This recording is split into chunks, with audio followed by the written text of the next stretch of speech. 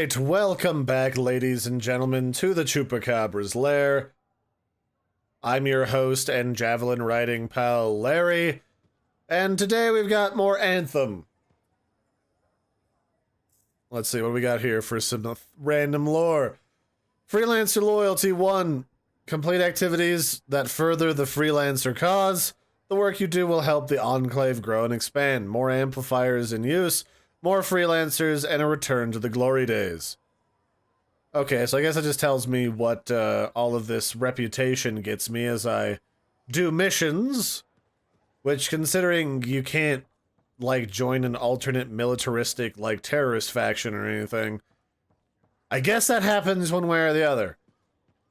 So when we last left off, I was having a hell of a time playing Colossus because there was a bad ping to the server and I just couldn't seem to stay connected to the servers the other night. So we're gonna try this again and see if that gets any better. Before I recorded this, I went ahead and restarted my internet and everything, so we should be good to go. So what do we got here? The Gateway, an interface that acts as a buffer between the human mind and the Anthem of creation, making it possible for humans to channel their will into Ember-based technology. Arcanists believe that it was repeated exposure to Ember that possibly brought about the discovery of the Gateway. While the volume of Tarsus begins with the Gateway's discovery, it does not specify when it happened in relation to the Legion of Dawn. The Gateway has made direct exposure to Anthem rare, but ciphers are often at risk of madness or even death because the Gateway seems to behave differently through an amplifier than any other technology. Upon this discovery, he knew that what he must do. The Urgoth, hungry to use the Anthem for their own purposes, must never know that humans had discovered the buffer, the Gateway they sought. He feigned ignorance to his master, yet whispered his findings to his apprentice, and they to their own kin. From settlement to settlement, and through many years it carried... Okay, so basically humans overthrew the Urgoth. Whatever those things are. I guess a different alien race we have yet to run into. So the story is weird to me so far. I really don't feel like oh, that's right. I made my mech like a green, glowing, ugly Hulk. Fuck yeah. But no. The story about this is supposed to be like freelancers are kind of broken away from the Empire. So is that the Urgoth Empire? The Dominion is like part of that. We're kind of fighting the Dominion a lot, so there must be something going on there, as opposed to just fighting those alien Scar things. As for Tarsus here that we live in, used to be part of the Dominion, and I guess we're in a giant dome right now, so that's kind of cool.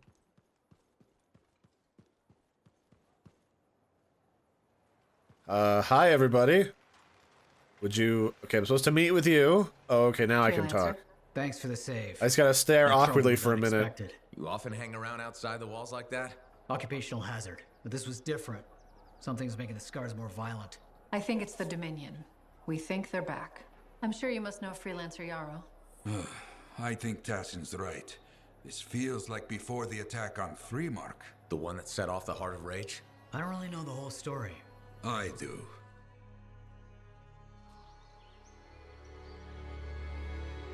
Much of what I am about to tell you is not well known. My ward, Johnny, was there 10 years ago. She saw it with her own eyes. What you will already know is that Freemark was one of the great cities of Bastion. Ancient, proud, prosperous, but most important, it held the largest and greatest enclave of freelancers anywhere. The freelancers, along with the Sentinels, guardians of the walls, protected Freemark and its people from the chaos of our world. Until one day, the Dominion arrived on their doorstep. Cruel conquerors from the north.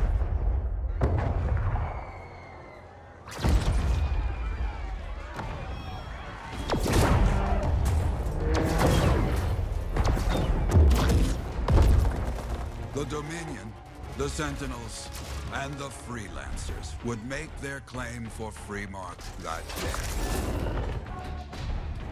Each group heirs in their own right to the legendary General Tarsis and her Legion of Dawn.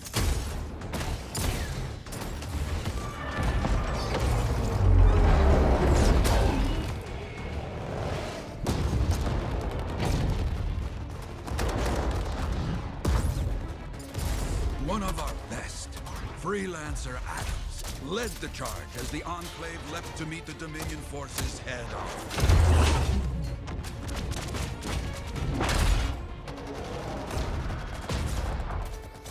My Johnny says the army was massive. The Dominion was led by Dr. Harkin, a man never seen before or after that day. He came to take the city at any cost.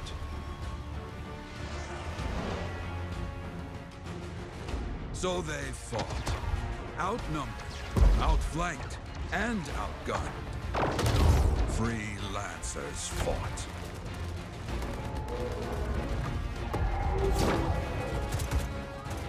They did well for a time.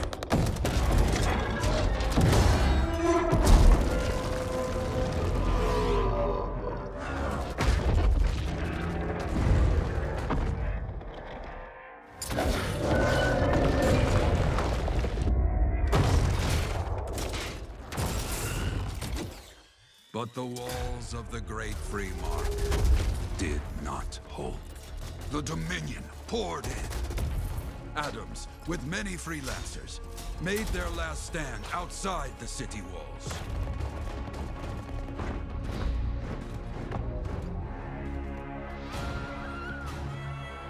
While some, like Johnny, stayed to help who she could.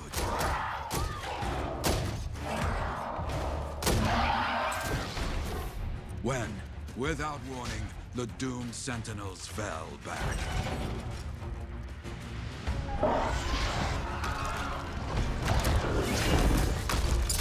But now I tell you that deep in the city, Johnny discovered what the Sentinels already knew. The Dominion didn't want to destroy Freemark.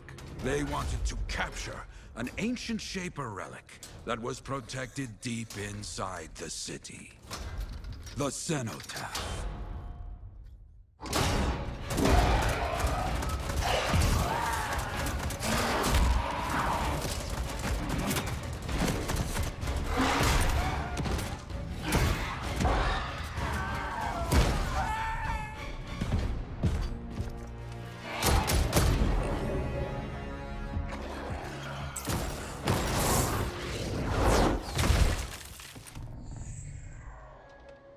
It seems this Dr. Harkin believed he had created a way for the Dominion to use the Cenotaph to control the Anthem of Creation itself.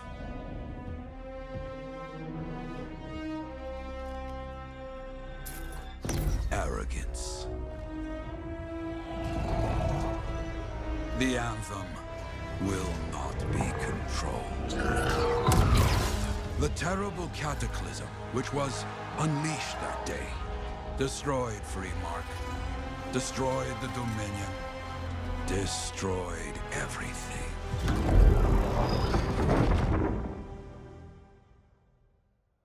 That cataclysm became the heart of rage. Some survived to tell the story of Freemark, but not many. Dominion must be back for a reason. I clearly have more intel to hunt down. Come and find me later. Yeah, me too. I'll contact you when I have something. I'll be in the Enclave. All right, well, that's a lot of background information all at once, but I like how I basically answered some of the questions from before. So it sounds like the Freelancers didn't split from the Dominion. We're just like outlying forces that just never kind of got absorbed by the Empire. After whatever we had going before with General Tarkus kind of fell apart. So now I'm speaking with Prospero, this guy here, probably to talk about how we upgrade our mech and do stuff with our javelins. Hey there. I figured you'd make your way to me soon enough. You're the new freelancer I've been hearing about. Only the good parts. Oh, it's all good. The fact that anybody's talking about a freelancer is even better. Name's Prospero. I'm betting you're the one I've been waiting for. Yeah? Why's that? You understand being a freelance is more than just a job. It's about pride. Pride in doing something well. Pride in your javelin. Hasn't been much of that lately. Intolerable. Who wants to charge into a fight looking plain and simple? What kind of statement does that make? Not when you could fly in looking like steel thunder come to life. A fistful of lightning in one hand and a hailstorm of pain in the other. That's colorful. Is what I do. When lancers want to make a statement, they buy something special for their javelin. Maybe custom decals or bodywork. I'm the guy they come to. Or used to. Hasn't been any demand. The Forge can't even build anything these days. I'm hoping you can change that. How can I help? We need to fire it up again. That takes Ember. And someone with the guts to collect it. If you can find some, I'm back in business. We both are. I'll teach you how to craft things. Okay, I'll bite. What I wanted to hear. You'll need to search for Ember outside the fort. Bring it here and we can start getting this place back on its feet. Will do. Alright, so it looks like they're telling us to go grab a bunch of stuff from the free roam mode. So that's like introducing the fact that you can derp around the landscape outside of a mission and just go grab materials to presumably build better equipment and better javelin parts to look fancy. I also like that this is kind of like a really classy way of introducing the microtransaction system that they've got in here. And I'll grant you that a lot of the stuff that I personally like doesn't require a shit ton of money. Just kind of like in-game credits, but I'm still on the fence about the fact that it's so built into the game already when there's so many other problems that need to be addressed. But that's just me. Let's see if this plays a little better than it did last night when I literally got kicked off the network. Alright, free play mode. Yeah, that works. Let's do the thing.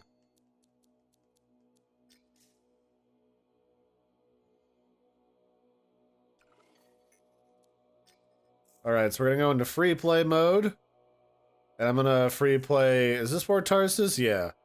So that's Fort Tarsus. Academy Ruins is a thing.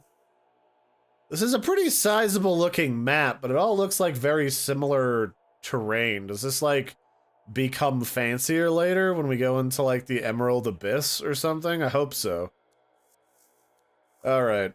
So I guess we'll roam around here on normal difficulty for a bit.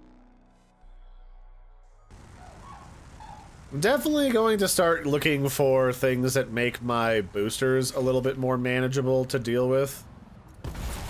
So I'm not constantly hunting around for waterfalls to keep myself cool so I don't get knocked out of the sky.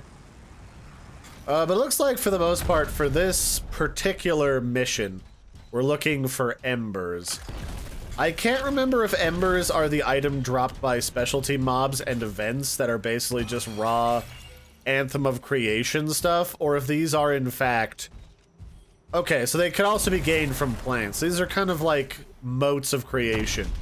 And you just need to get them from just about anything. From events, from plants, whatever. Alright, that's a little bit more reasonable than I was expecting. I was thinking you had to, like, do, like, big events for this.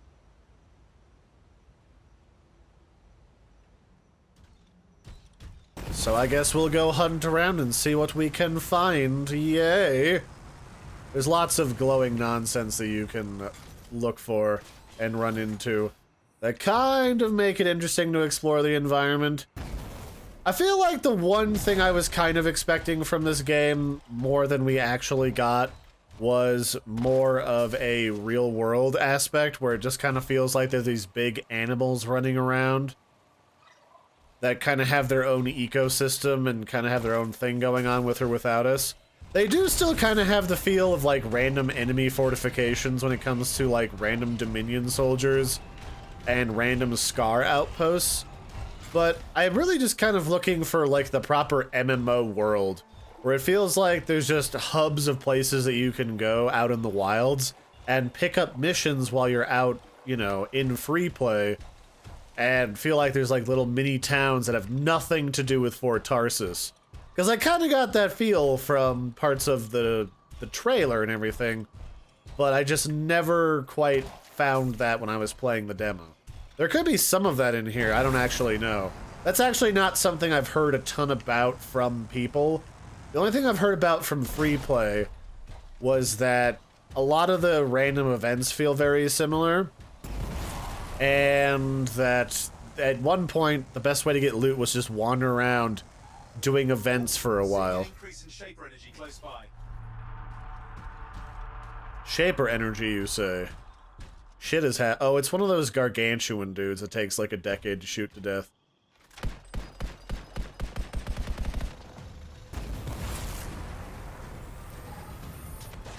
Whoa.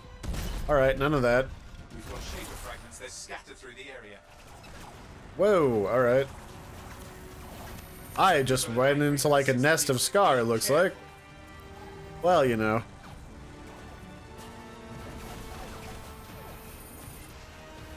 So what do we got going on over here where there's like an event happening? I'm getting shot to shit, that's for sure. First one down. But, that's not really what I need to deal with, is those guys. If this giant gorilla thing will let me fly off for a sec, that'd be great. Should I just murder you with, like, long range stuff? I'm thinking that's what's gonna happen here. Oh yeah, this is way more interesting to play now that I'm not dealing with random gouts of lag. Yeah. I think we could just put a few bullets in you. Oh yeah, that does a ton of damage. Wonder why it just didn't want to behave like it was doing anything before.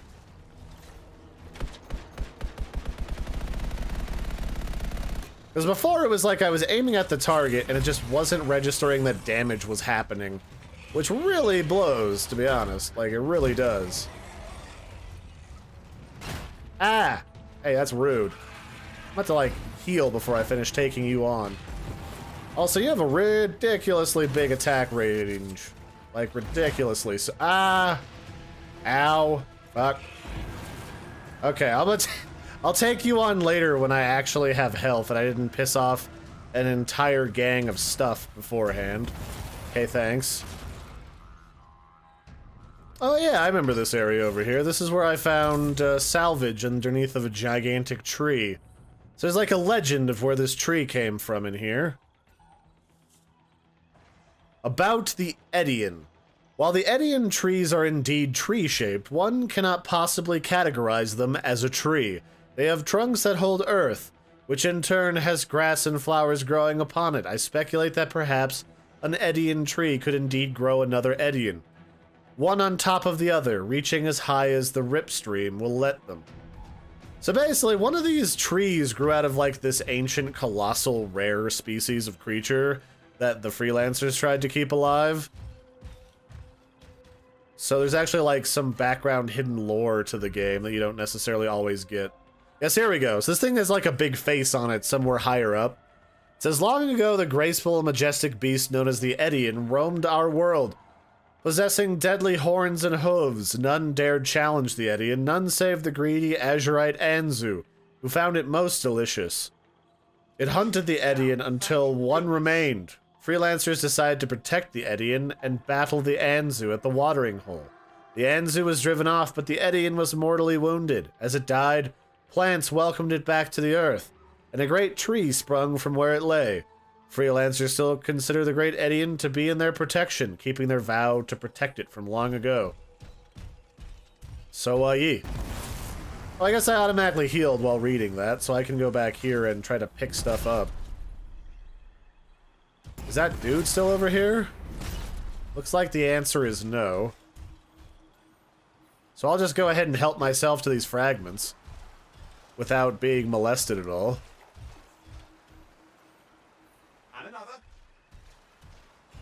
So is this all this is? Just pick up stuff to turn the relic off or something?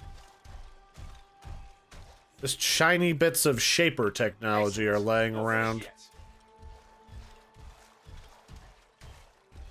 So I guess 90% of this game is going to be interacting with stuff that belongs to the shapers in some respect. scar mines. Watch where you move out there. Ancient pieces of obnoxious technology that may or may not serve some greater purpose. So where is this last piece that you want me to grab? Here we go. Presto changeo, bingo bango. I'll let the arcanists know.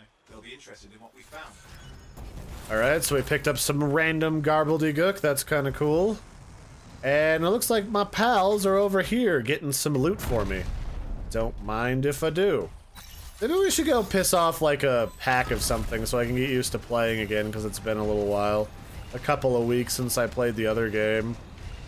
The demo version of this, I should say. It is technically the same game.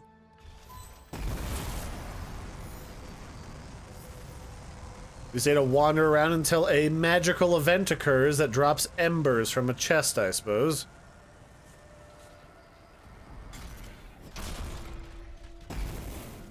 Come back, random monsters. I'm gonna shoot you.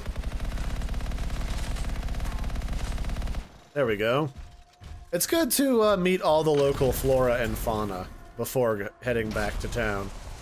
Gotta make sure you've mauled everything at least once.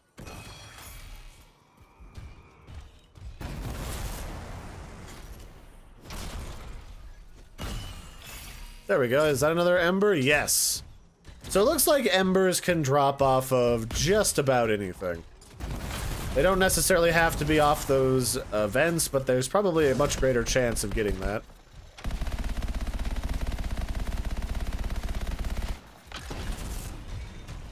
And I'll let this guy have some of these materials, because it seems like not everybody gets a piece of whatever you're picking up.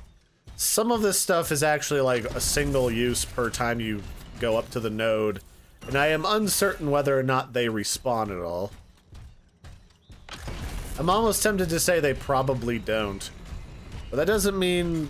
do we all get a copy? Okay, we all get a copy of whatever's dropped from them. Alright, that I was uncertain about. Alright, that's good. If they kind of made it so that it was hard to get resources if there's other people who are faster than your javelin in here, that would be kind of supremely obnoxious. So now I need to return to the fort. How do I do that? Hold to end free play. Okay, let's end free play. Alright, well, let's see what's going on. Alright, Prospero, show me what you got. Prospero. I know you got good news. All the ember you need. What I wanted to hear. All right then. Let's get to business and fire up the forge. It's time all these javelins around here got the tender loving care they deserve. Head on over to the forge, and you can start crafting. But don't forget, when you want to make a statement, maybe polish that javelin up with a nice coat of pain and thunder. Come see me. So, you're the thunder merchant, huh? Hey, the best freelancers always arrive with a bang. But first, they buy it from me. Don't be a stranger. I like how he says that, but literally, we watch this legendary fight scene and that other cutscene, and like all those javelins just looked stock out of the box. So like, how notable are these legendary javelins if they don't even try to lure me into buying stuff by showcasing them on like the cool mechs from the tutorial, like cinematic cutscenes? Look who's back in one piece.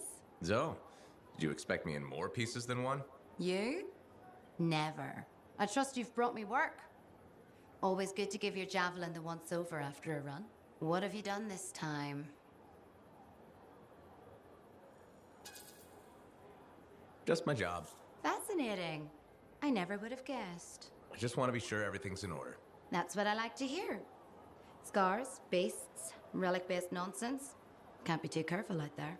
I'll run you some maintenance checks, make sure everything's humming. Won't impact performance, but I'll add moisture-wicking fabric to the internal padding while I'm at it.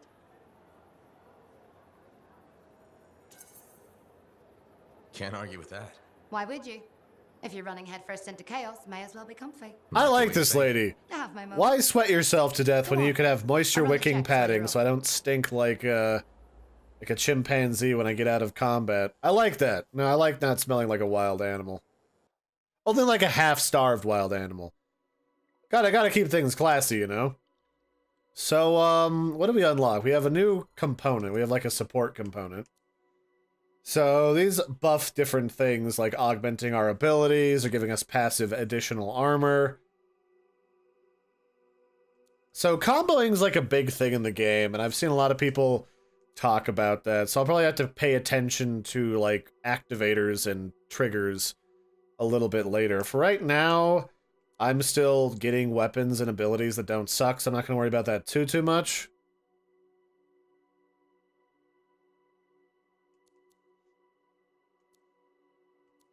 I like this one. This one seems like it's handy. What else do we have upgrades for? Weapons. Cloudburst, which is not the worst thing that we've got, but it's also not the greatest. I'm actually going to swap this out for this grenade launcher, because that seems cooler, and it's green. We'll also throw in a regular assault rifle of some variety.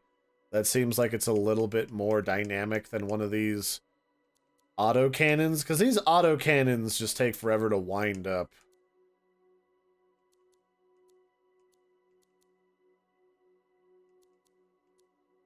Yeah, let's go with like an assault rifle of some variety. This one's got some decent power to it. And then do we get any new abilities for like our cannons, like our assault launcher? We currently have a railgun we can equip.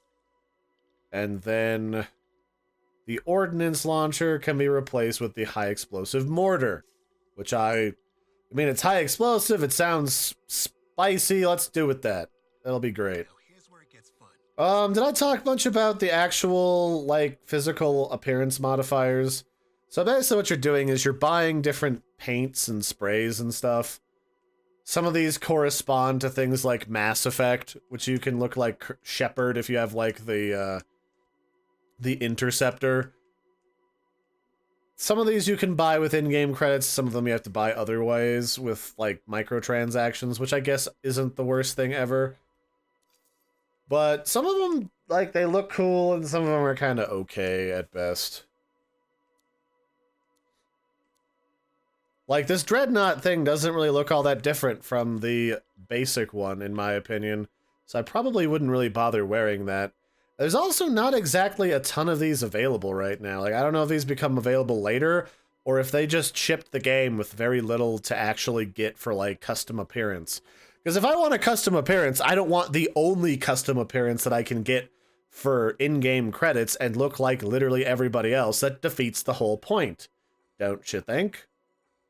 So anyway, let's we'll just continue on doing some more of this stuff in a minute.